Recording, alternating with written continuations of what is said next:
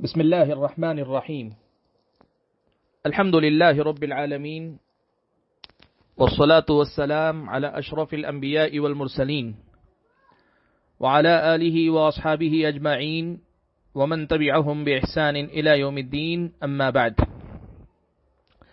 محترم حضرات اور خواتین اسلام، آج آپ حضرات اور خواتین کے سامنے ایک غلط فہمی کا ازالہ کرنے کے لیے میں حاضر ہوا ہوں. یہ غلط فہمی جو بعض حضرات کی طرف سے عوام الناس کے اندر پھیلائی جا رہی ہے اور اسے شریعت کا مسئلہ بتایا جا رہا ہے، جبکہ شریعت اسلامیہ کے دلائل اس کی تائید میں نہیں ہیں. اس غلط فہمی کی وجہ سے سب سے بڑا جو نقصان ہو رہا ہے وہ یہ کہ یہ جو اس وقت بیماری اور وبا پھیلی ہوئی ہے، اس میں سوشل ڈسٹینس کی جو بات کی جا رہی ہے، لوگوں سے دوری بنائے رکھنے کی جو بات کی جا رہی ہے، وہ جو مطالبہ ہے اس پہ زد پڑ رہی ہے. لوگ اس سلسلے میں غفلت کا شکار ہو رہے ہیں، بلکہ اس سوشل ڈسٹینس کو اپنے ایمان کی کمزوری سمجھ رہے ہیں. اب یہاں دوہرا خطرہ ہے، ایک تو مسئلے کی غلطی فی نفسی ہی غلطی ہے، اور دوسری چیز اس غلطی کی وجہ سے سماج اور معاشرے پہ غلط اثرات مرتب ہو رہے ہیں. اس لیے اس غلط فہمی کا ازالہ ضروری ہے. بات دراصل یہ ہے کہ ابھی کل ہمارے اپنے ایک واقف کار نے ایک صاحب کا ویڈیو کلپ بھیجا، جنہوں نے اپنی تقریر میں، اور لگ رہا ہے کہ غالباً یہ خطبہ جمعہ کا حصہ ہے، اپنی تقریر میں انہوں نے یہ مسئلہ چھیڑا ہے کہ پہلی بات تو یہ ہے کہ ایک مومن کو صرف اللہ تبارک و تعالیٰ سے ڈرنا چاہیے، کسی اور کا ڈر اپنے دل میں نہیں پالنا چاہیے. اور ان کی یہ بات بالکل برحق ہے. مومن کسی بھی حالت میں اللہ تعالیٰ کے علاوہ کسی اور سے ڈرتا نہیں. وہ جانتا ہے کہ بیماری کے یا نقصان کے اسباب چاہے دنیا میں کتنے ہی کیوں نہ ہو، نفع و نقصان کا مالک صرف اور صرف رب ذوالجلال ہے. اس پر ہمارا ایمان ہونا چاہیے. دوسری بات انہوں نے جو صحیح کہی ہے وہ یہ کہ پیارے نبی صلی اللہ علیہ وسلم نے بعض اذکار سکھائے ہیں، اور ان اذکار کی پابندی کرنے کی ترغیب دلاتے ہوئے یہ کہا ہے کہ دنیا کی کوئی چیز تمہیں نقصان نہیں پہنچائے گی اگر تم ان اذکار کا اہتمام کرو، جیسے بسم اللہ الذی لا یضر مع اسمہ شیء فی الارض ولا فی السماء وهو السمیع العلیم، یا اعوذ بکلمات اللہ التامات من شر ما خلق، یا اس جیسے جو اذکار ہیں ان کی پابندی کرنے والے کا کوئی نقصان نہیں ہوگا. یہ دونوں باتیں صحیح ہیں، لیکن ان دونوں باتوں کے ساتھ ایک غلط بات کہی ہے اور پھر اس کے بعد ایک غلط نتیجہ اخذ کیا ہے. یہ غلط بات کہی ہے اور یہ غلط نتیجہ اخذ کیا ہے. غلط بات ہے وہ یہ کہ لا عدوا کی تفسیر کرتے ہوئے، تشریح کرتے ہوئے یہ کہا ہے کہ کوئی بیماری متعدی نہیں ہوتی، ایک دوسرے کو لگنے والی نہیں ہوتی ہے. آپ حضرات کے علم کے لیے بس بتا دوں کہ اسی مسئلے کی وضاحت کے لیے پچھلے دنوں ایک یوٹیوب پر ایک ویڈیو اپلوڈ کیا گیا ہے. آپ حضرات چاہے تو اس کی تفصیل سن لیں، اس میں مسئلے کی تفصیلی شرح کی گئی ہے، وضاحت کی گئی ہے. عنوان ہے کیا احتیاط ایمان کی کمزوری ہے. یہ آپ سن لیں، اس مسئلے میں پوری تفصیل آئی ہے. میں مختصراً آپ کے سامنے یہ بات بتانا چاہتا ہوں کہ اہل علم نے یہ بات لکھی ہے کہ لا عدوا کا مطلب یہ نہیں ہے کہ کوئی بیماری متعدی نہیں ہوتی. اس کا مطلب یہ ہے کہ کوئی بیماری خود بخود متعدی نہیں ہوتی. زمانے جاہلیت کے لوگ یہ سمجھتے تھے کہ بیماریاں خود ایک دوسرے کو لگ جاتی ہیں، تو بیماریوں سے ڈرتے تھے. تو اسلام نے کہا کہ بیماری خود بخود لگتی نہیں. ہاں، ایک انسان دوسرے انسان کو بیماری لگانے کا سبب بن سکتا ہے، یہ اللہ کے نبی نے کہا ہے. صحیح بخاری کی روایت میں اللہ کے نبی صلی اللہ علیہ وسلم نے فرمایا لا یورد ممرض علی مصح، اور دوسری روایت میں لا یوردن ممرض علی مصح، ہرگز ہرگز کوئی بیمار آدمی کسی صحیح آدمی تک بیماری نہ پہنچائے، بیماری نہ لگائے. یہ اللہ کے نبی صلی اللہ علیہ وسلم نے صاف لفظوں میں کہا ہے. بلکہ اللہ کے نبی نے لا عدوا کہا تو اس کا مطلب یہ تھا کہ زمانے جاہلیت میں لوگ یہ سمجھتے تھے کہ بیماری خود بخود لگ جاتی ہے. تو اللہ کے نبی نے یہ بتایا کہ اللہ کی مرضی سے کوئی بیماری لگتی ہے، اللہ نہ چاہے تو کوئی بیماری نہیں لگتی ہے. لیکن کیا اللہ کی مرضی کے بعد کوئی بیماری متعدی ہو سکتی ہے اللہ کی مرضی کے ساتھ، کوئی بیماری ایک دوسرے کو لگ سکتی ہے، اس کے اندر فی نفسی، جیسے سام کو اللہ نے زہریلا بنایا ہے، اللہ تبارک و تعالی نے مختلف چیزوں میں نقصان پہنچانے کے تاثیر اللہ نے ان میں رکھی ہے، وہ اللہ کی مرضی کے بغیر نقصان نہیں پہنچا سکتے، لیکن کیا فی نفسی ان کے اندر نقصان کی صلاحیت ہے؟ ہاں، ان کے اندر نقصان کی صلاحیت ہے، لیکن اللہ کی مرضی ہوگی تبھی وہ نقصان کسی کو پہنچ پائے گا۔ تو یہی بات متعدی کے سلسلے میں بھی اہل علم نے کہی ہے کہ بیماری لگ سکتی ہے لیکن خود بخود نہیں لگتی، اللہ کے فیصلے سے لگتی۔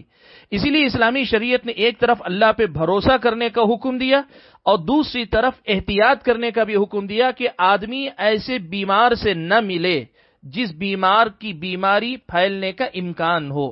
جیسے ابھی میں نے آپ کے سامنے صحیح بخاری کی ایک روایت پڑھی، پیارے نبی صلی اللہ علیہ وسلم سے صحیح مسلم کی یہ روایت بھی ہے کہ اللہ کے نبی صلی اللہ علیہ وسلم نے فرمایا، اللہ کے نبی صلی اللہ علیہ وسلم کے پاس قبیلہ ثقیف کا ایک وفد ملاقات کے لیے، بیعت کے لیے آیا، ان میں ایک جذامی شخص بھی تھا، تو نبی علیہ الصلوۃ والسلام نے اس کے ہاتھ پر بیعت نہیں کی، اپنے ہاتھ پر بیعت نہیں لی، بلکہ اللہ کے نبی نے اسے کہلا بھیجا کہ ہم نے تمہاری بیعت قبول کر لی، تم یہیں سے لوٹ جاؤ۔ اللہ کے نبی نے کہا، تو یہ جو بات ہے اس بات کو یاد رکھیں، شیخ البانی رحمۃ اللہ علیہ نے یہ جو لا یورد ممرض علی مصح، یہ حدیث، اس حدیث کی تخریج کرنے کے بعد سلسلۃ الاحادیث الصحیحہ میں ایک بڑی پتے کی بات کہی ہے۔ وہ کہتے ہیں کہ وہ خلاصۃ القول و جملۃ القول ان الحدیثین یثبتان العدوى وهي ثابتة تجربة ومشاہدة۔ خلاصہ یہ ہے کہ چاہے لا عدوہ والی حدیث ہو یا لا یورد ممرض علی مصح کہ کوئی بیمار کسی صحیح صحت مند آدمی تک بیماری نہ پہنچائے، دونوں کی دونوں حدیثوں میں عدوہ یعنی بیماری کا پھیلنا یہ ثابت ہے۔ الحدیثین یثبتان العدوى، ان الحدیثین یثبتان العدوى، دونوں کے دونوں عدوہ کو ثابت کرتے ہیں۔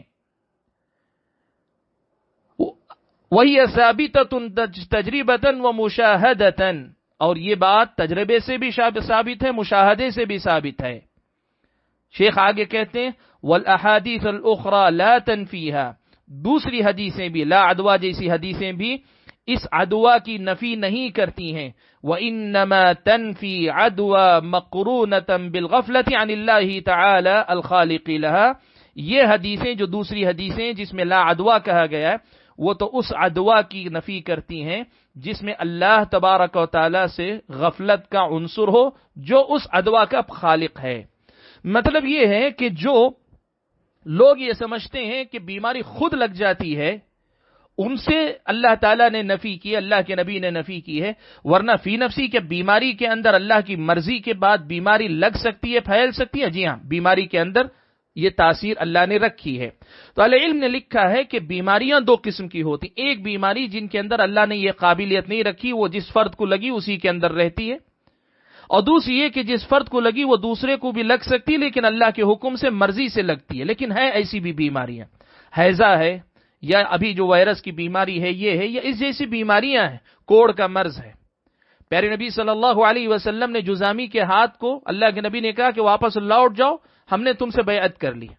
ایک تیسری حدیث میں اللہ کے نبی نے کہا فر من المجذوم فرارک من الاسد، صحیح بخاری کی روایت۔ بلکہ لا عدوہ جس حدیث میں، اسی حدیث کا ایک یہ ٹکڑا ہے، اسی حدیث کا اگلے الفاظ ہیں کہ فر من المجذوم فرارک من الاسد، تم مجذوم سے ویسے بھاگو جیسے شیر سے بھاگتے ہو۔ بہرحال مختصر کر کے میں کہنا چاہتا ہوں، یہ ساری تفصیل میں نے اس ویڈیو میں بھی بیان کی ہے جو ابھی میں نے آپ کے سامنے ذکر کی کہ کیا احتیاط ایمان کی کمزوری ہے، یوٹیوب پر موجود ہے، آپ دیکھ لیں، مزید تفصیل آپ وہاں دیکھ لیں۔ تو پہلی غلطی تو انہوں نے یہ کی کہ لا عدوہ کہہ کر مطلق کہہ دیا کوئی بیماری لگنے والی نہیں، اور اس کے بعد وہ جو دوسری صحیح بات انہوں نے کہی تھی کہ نبی علیہ الصلوۃ والسلام نے اذکار کی ترغیب دے کر کہا ہے کہ جو یہ دعا پڑھ لے گا شام تک اسے نقصان نہیں پہنچائے گا، تو اس دعا کو پڑھ کر انہوں نے یہ بات بتائی کہ یہ دعا پڑھ لینے کے بعد آپ ہزاروں کورونا کے مریضوں سے ملاقات کریں، مصافحہ کریں، معانقہ کریں، آپ کا کچھ نہیں بگڑے گا۔ انتہائی غلط بات ہے، شریعت کے خلاف ہے۔ اللہ کے نبی صلی اللہ علیہ وسلم کی ہدایات کے خلاف ہے، پیارے نبی صلی اللہ علیہ وسلم کی بتائی ہوئی جو طبی حکمتیں اس کے خلاف ہے یہ بات یاد رکھیں آپ۔ پیارے نبی صلی اللہ علیہ وسلم کا یہ طریقہ ہوتا ہے کہ آپ صلی اللہ علیہ وسلم یا اسلامی شریعت بالعموم کسی بھی بیماری یا نقصان سے بچنے کے کچھ شرعی اسباب ہوتے ہیں اور کچھ کونی اور قدری اسباب ہوتے ہیں جن کو ہم مادی اسباب کہیں۔ اس بیماری سے بچنے کے لیے آپ کو شرعی سبب بھی اختیار کرنا چاہیے، شرعی اور قدری، کونی اور قدری جسے ہم مادی اسباب کہتے ہیں، ظاہری سبب ان کو بھی اختیار کرنا چاہیے۔ پیارے نبی صلی اللہ علیہ وسلم کی حدیث ایک طرف آپ کو یہ بتاتی ہے کہ یہ دعا پڑھ لیں تو شام تک آپ کو نقصان نہیں پہنچے گا، تو دوسری طرف یہ بھی بتاتی ہے کہ ایسے مریضوں سے آپ فاصلہ بنا کر رکھیں۔ میں نے ابھی آپ کے سامنے حدیثیں ذکر کی ہیں۔ کوئی آدمی اگر صرف شرعی سبب کا تذکرہ کر کے لوگوں کو اس بات کی دعوت دے کہ جو مادی اسباب، دنیا کے جو اسباب ہیں ان کو بالکل اختیار نہ کرو، تو یہ آدمی کی ناسمجھی ہے۔ پھر تو اللہ کے نبی صلی اللہ علیہ وسلم پر بات آئے گی کہ آپ نے یہ کیوں کہا کہ تم جو ہے مجذوم سے ویسے بھاگو جیسے شیر سے بھاگتے ہو، یا اللہ کے نبی صلی اللہ علیہ وسلم نے اس کے ہاتھ پر بیعت کیوں نہیں کی جو جزامی تھا۔ یاد رکھیں، یہ جو بات ہے ہمیشہ یاد رکھیں، شرعی سبب کے ساتھ آپ کو مادی سبب بھی اختیار کرنا پڑے گا، دونوں کو اختیار کر کے آپ بچیں گے۔ حدیث کا مطلب، دعاؤں سے متعلق جو حدیث جناب نے سنائی ہے اس کا مطلب یہ ہے کہ آدمی یہ دعا پڑھے اور اللہ پہ بھروسہ رکھے کہ اس دعا کے ذریعے اللہ تعالیٰ حفاظت کریں گے، لیکن اس کا یہ مطلب نہیں کہ یہ دعا پڑھنے کے بعد اپنے آپ کو آپ خطرات پر پیش کریں، اپنے آپ کو لے جا کر۔ کیا اس کا مطلب یہ ہے کہ ایک آدمی یہ دعا پڑھ لے تو پھر آگ میں ہاتھ ڈالے گا، صبح سے شام تک آگ اسے نہیں جلائے گی؟ اپنے آپ کو زہریلے سام کے سامنے اپنا ہاتھ رکھ دے کہ مجھے تو ڈس بھی لے گا تو میرا کچھ نقصان نہیں ہوگا۔ یہ وہی بات تو ہے کہ آپ دعا پڑھ لیں اور اس کے بعد کورونا کے مریض سے جا کر آپ جو ہے معانقہ کریں، اس کے ساتھ ملیں۔ ایسی باتیں کہنے سے پہلے اہل علم سے رابطہ کر کے مسئلے کی صحیح سمجھ لے لینی چاہیے۔ میں آپ کو یہ بات بتانا چاہوں گا، ایک طرف تو یہ عوام کی غلط رہنمائی ہے اور دوسری طرف عوام الناس میں یہ غلط فہمی بھی پھیلتی ہے کہ اس کا مطلب یہ ہوا کہ جو علماء اس وقت سوشل ڈسٹینس مینٹین کرنے کی بات کر رہے ہیں ان لوگوں نے شریعت کے مسئلے کو نہیں سمجھا ہے۔ جتنے بھی علماء اس مسئلے پہ بات کر رہے ہیں انہوں نے مسئلے کو نہیں سمجھا ہے، یا ان کا ایمان کمزور ہے، ان کی توحید پختہ نہیں، ان کی توحید کمزور ہے۔ جس توحید کا اظہار یہاں ہو رہا ہے وہ توحید ان کے پاس نہیں، اور اس کا سب سے بڑا نتیجہ نقصان یہ ہوتا ہے کہ عوام الناس بہت بری طریقے سے کنفیوژن کا شکار ہوتے ہیں، تردد کا شکار ہوتے ہیں۔ ایک طرف کچھ لوگ بتا رہے ہیں کہ پرہیز کرو اور دوسری طرف لوگ کہہ رہے ہیں کہ ایسا پرہیز کرنا گویا ایمان کی کمزوری ہو گئی۔ یہ طریقہ نہیں ہے۔ تو بات آپ یاد رکھیں کہ لا عدوہ کے ذریعے مطلق بیماری کی نفی کر دینا کہاں تک صحیح ہے، مختصر میں نے اس میں کہا، تفصیل آپ دوسرے درس میں دیکھ لیں۔ اور دوسری بات یہ کہ یہ جو کہا گیا کہ کورونا کے مریض سے آپ ہزاروں مریضوں سے ملے آپ کا کچھ بھی نقصان نہیں ہوگا، انتہائی غلط بات ہے۔ آپ یہ بات یاد رکھیں، دعائیں شرعی سبب ہیں، اور پیارے نبی صلی اللہ علیہ وسلم کی احادیث کی روشنی میں ایسے بیماروں سے فاصلہ بنا کر رکھنا یہ قدری اور کونی سبب ہے، دنیاوی سبب ہے۔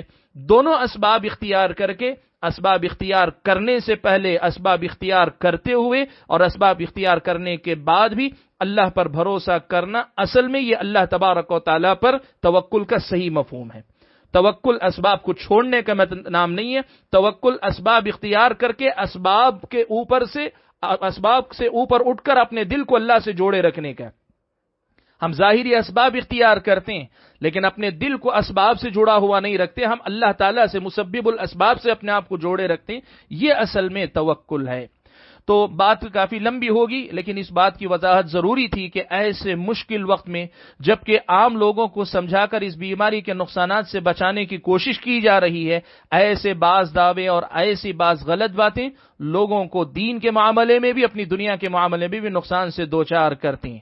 یہ بات بھی یاد رکھیں، اگر ہماری کسی غلطی کی وجہ سے لوگ بد احتیاطی کرتے ہیں اور اس بد احتیاطی کے نتیجے میں اگر کچھ لوگ اللہ نہ کرے بیماری سے متاثر ہوتے ہیں تو ہم گناہ میں برابر کے شریک ہو جاتے ہیں۔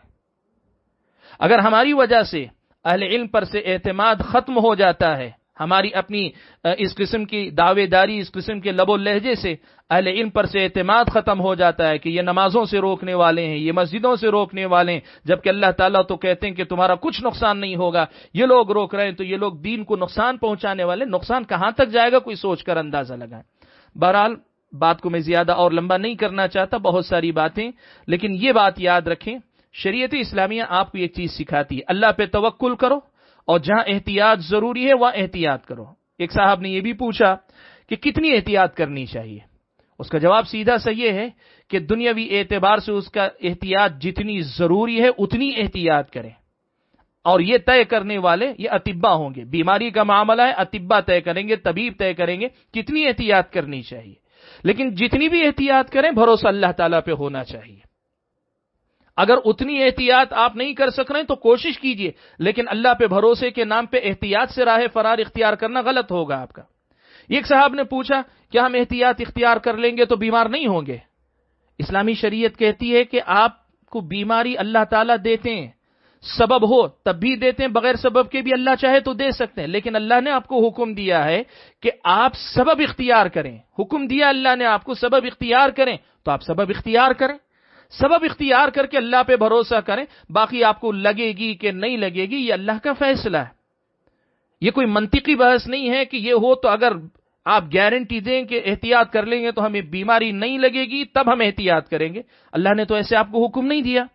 اللہ نے آپ کو احتیاط کرنے کا حکم دیا، احتیاط کریں. اور اگر آپ شریعت کی دی ہوئی ہدایات کو نظر انداز کر کے احتیاط نہیں کرتے ہیں اور اللہ نہ کرے اگر آپ کو کوئی نقصان پہنچتا ہے تو آپ اللہ کے پاس گنہگار بھی ہوں گے. یہ توکل نہیں کہلائے گا آپ کا. یہ اللہ کے پاس آپ گنہگار ہوں گے کہ آپ نے شریعت کی دی ہوئی احتیاط سے متعلق تعلیمات کو نظر انداز کیا آپ نے. تو بہرحال اللہ سے ہماری دعا ہے کہ اللہ تعالیٰ باتوں کو صحیح انداز سے سمجھنے کی اور صحیح انداز سے سمجھ کر لوگوں کو سمجھانے کی توفیق عطا فرمائے. آمین. وآخر دعوانا الحمد للہ رب العالمین.